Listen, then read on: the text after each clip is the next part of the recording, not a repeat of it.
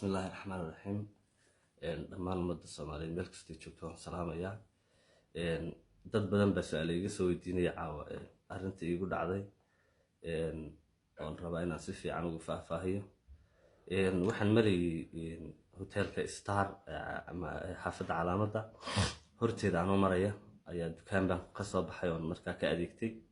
Dukaankii markaan saa uga soo baxay waxa ila kulantay qabtan oo ciidan yaacaya ayaa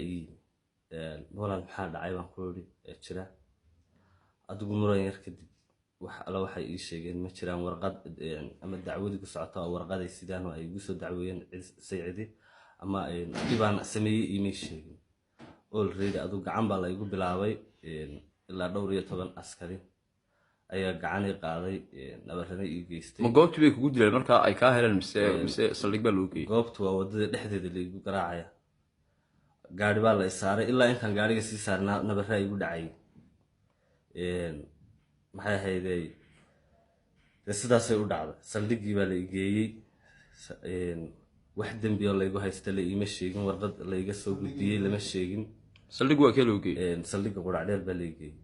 oo bima laga qoray markii saldhiga loo geeyay hatta la iga qoray ma jiro waxaasan kugu haysanaa layma oran dibadun baa la isoo saaro la isoo tuuray hadana saldhiga gudihiisa jirdil miyaa lagu geystay nabarro way igu dhacayeen intaan sii socday ilaa markii la qaaday wax hada lama istiraadeen nimankii meesha haystay nimankii kelmad bay igu yiraahdeen aad aan uga sii xumaaday runtii waxay igu yiraahdeen waan ku garanaynaa waliba heesahaagana aad baan uga jecel iyo fankaaga laakiin waxa iga yaabay qof ciidankayga oo booliska oo waliba ay garanaya oo waliba heesahaaga waan xiiseeyaa ilaa sababta igu geystay nabar